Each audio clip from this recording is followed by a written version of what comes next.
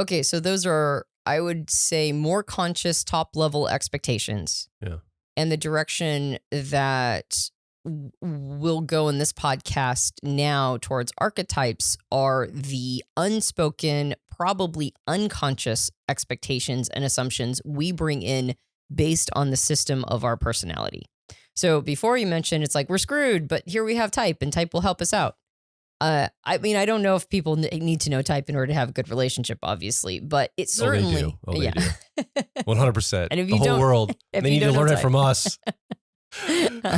That's right. And yeah, that's right. Just assume your relationship is just going to, It'll be terrible until you Crash get an and owner's burn. manual for your personality type. Go get couples mapping, or your relationship will be destroyed forever. forever, it's doomed. You don't have to know type in order to have a good relationship, but it certainly doesn't hurt, Yeah. right? And it definitely assists when we're trying to figure out where some of the strain comes in. So the direction that I think we should go is to first talk about the archetypal energies. You mentioned it before, these energies that we carry in, that we all have, the archetypal energies of our first 4 functions and how that influences our relationships. And then I also want to hearken to Dr. John Beebe's idea, that this concept of the axis of relating to self versus the axis of relating to others. So John is he's a coach of ours. I'm at this point, I put him in the pantheon of mentors that He's have a friend at this point. Yeah, I would say. I think we're friends. I don't think he's just our coach. I think we're friends coach, with mentor, John. friend. But I think of him as one of my mentors that really helped me unlock the true power that lives underneath functions and type. Like I always kind of knew it, but then, I mean, I kind of had a sense of it. And then I don't know, John just pushed like the right button and I was like, okay, I get it. It was working with him personally. Mhm. His books are great, but when you work with him personally, he's really good in person, landing some of these concepts in a personal way, like For in sure. a real way. Yeah, at least he has been for me. So I want to hearken to John's concept of the axis of relating to self versus the axis of relating to others. And actually, I just talked about this in the personality dynamics course that I taught yesterday, which is designed. It's a course for coaches and therapists to use type to help diagnose some of the complexes that they're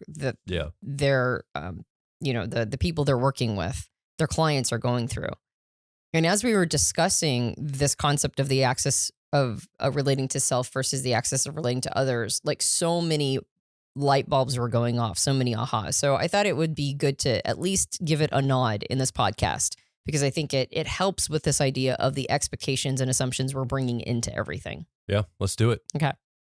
So the first thing is I want to harken back, and I know that we've done entire podcasts about this. So, and I don't remember the top or the exact title, but it's like the archetypes of personality. And this also comes from Dr. John Beebe.